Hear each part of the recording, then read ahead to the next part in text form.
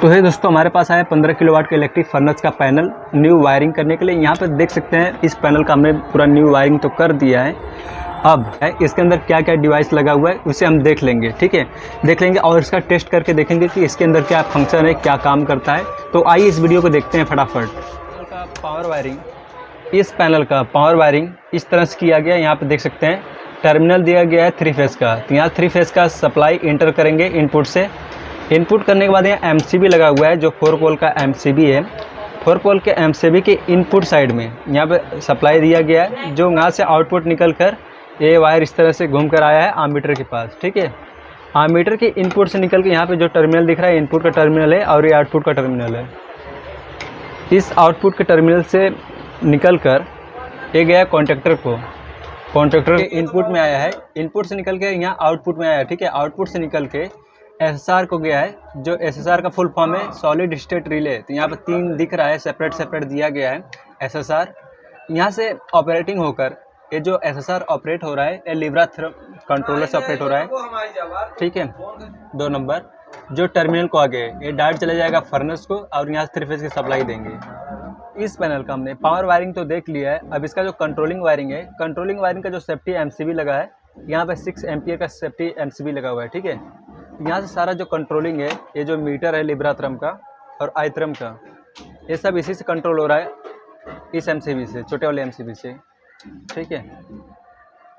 तो इस पैनल का कंट्रोलिंग वायरिंग समझने के लिए सबसे पहले हमें इस बात का ध्यान रखना पड़ेगा कि जो डिवाइस लगा हुआ है वह डिवाइस क्या काम करता है और किस तरह से काम करता है। इससे हमें इस बात का हमके बराबर ध्यान रखना पड़ेगा, तभी जाके इस कंट्रोलिंग वायरिंग का जो वायरिंग है, वायरिंग को हम समझ जाएंगे।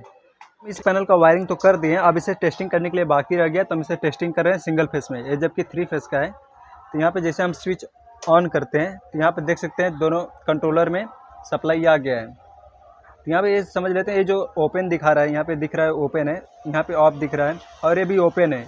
तो ये जो टेम्परेचर मापने के लिए लगा हुआ है, तो इसके अंदर जो सेंसर लगाया जाता है, टीसी वायर है, थर्मोकपल का जो वायर है वह लगा नहीं है, इसके लिए ओपन दिखा रहा है।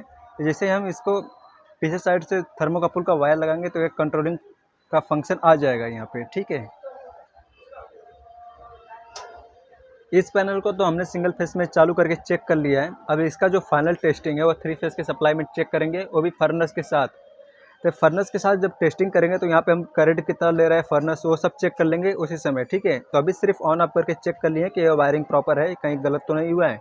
तो दोस्तों, ऐसा पैनल को वायरिंग करने के लिए सबसे समझने वाली बात ये है कि इसके अंदर क्या क्या डिवाइस लगता है और कैसे वर्क करता है, वह डिवाइस किस तरह से वर्क करता है और कहाँ पे उस डिवाइस का इस्तेमाल करना चाहिए। ये समझ लेंगे तो पैनल समझो पूरा आ जाएगा। कोई भी पैनल रहने दो, चाहे एलटी का पैनल हो दो, हाई वोल्टेज का रहने दो, लो वोल्टेज का रहने दो, कैसा भी पैनल रहने दो, वो सब समझ में आ जाएगा। बस आपको फंक्शन समझ में आना चाहिए कि वह डिवाइस किस काम में आता है। जैसे यहाँ पे आमीटर लगा हुआ है, तो आमीटर सिर्फ करंट को दर्शा रहा है, करंट को माप रहा है, तो ये हमको ये तो नॉर्मली सबको पता चल जाता है। लेकिन और बाकी जो डिवाइसेस है वो कैसे काम करते हैं उसे समझने के लिए जब तक उसके विषय में जानकारी नहीं रहेगी तब तक कोई भी पैनल तो वायरिंग नहीं कर सकते हैं। तो दोस्तों, ऐसी वीडियो देखने के लिए वीडियो को लाइक, चैनल को सब्सक्राइब कीजिए और हमारे इस चैनल पे नई वीडियो मिलती रहेगी।